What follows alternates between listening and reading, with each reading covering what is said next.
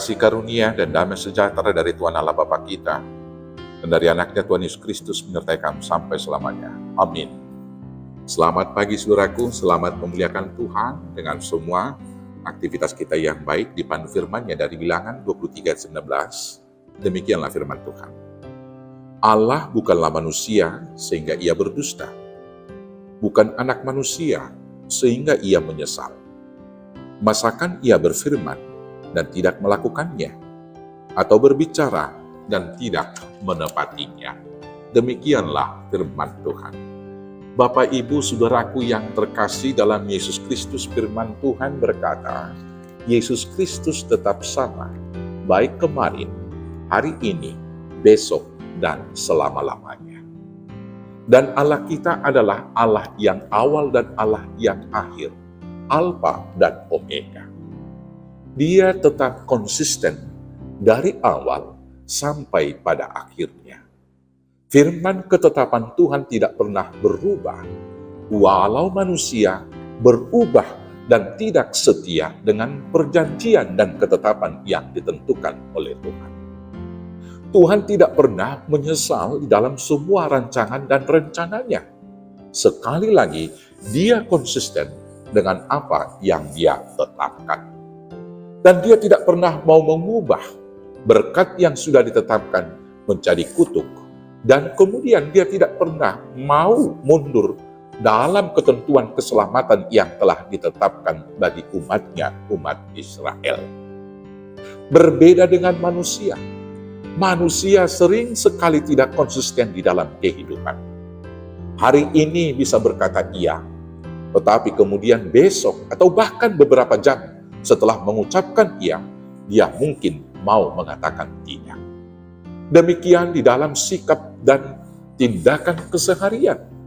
Hari ini melakukan hal yang baik, rajin beribadah, memuji Tuhan, tetapi kemudian ketika perjalanan waktu, dia mau berubah dan melakukan segala hal yang bertentangan dengan keinginan Tuhan. Manusia juga bisa berubah-ubah seiring dengan tempat di mana dia ada. Ketika di gereja, manusia bisa menjadi anak-anak yang manis, anak yang taat beribadah, yang memuji-muji Tuhan dengan doa dan nyanyian-nyanyian. Tetapi setelah keluar dari kompleks peribadahan, belum pulang ke rumah, atau mungkin masih keluar dari pekarangan gereja, dia kemudian berubah kepada wujud aslinya. Di gereja dalam peribadahan, dia menjadi anak yang taat, anak yang manis, bertutur kata yang sopan dan lemah lembut.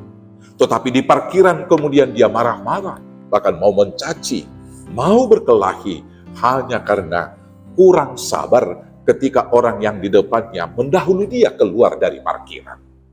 Demikian juga di dalam seluruh keputusan ketetapan, manusia kadang-kadang menyesali apa yang sudah dilakukannya.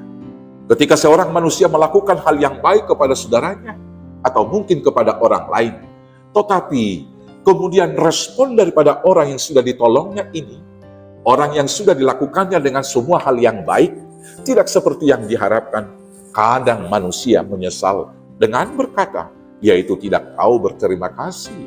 Saya sudah melakukan hal yang baik, tapi dia tidak merespon, dia tidak menghargai, dan dia tidak tahu mengucapkan terima kasih. Bapak, Ibu, saudaraku yang terkasih, Allah yang kita sembah adalah Allah yang setia dengan cinta dan kasih-Nya. Walau manusia sering sekali berpaling daripadanya, mengkhianati dia dengan melakukan hal-hal yang tidak sesuai dengan ketetapan, firman dan kebenaran yang diberikan. Tetapi sekali lagi, kesetiaan dan cinta kasih Tuhan itu adalah konsisten dan tetap. Dalam konteks bacaan kita ini, ketika orang Moab mau berperang melawan orang Israel, maka kemudian Balak, yaitu Raja Moab tersebut, menyuruh atau mengutus Bileam untuk mengutuki bangsa Israel.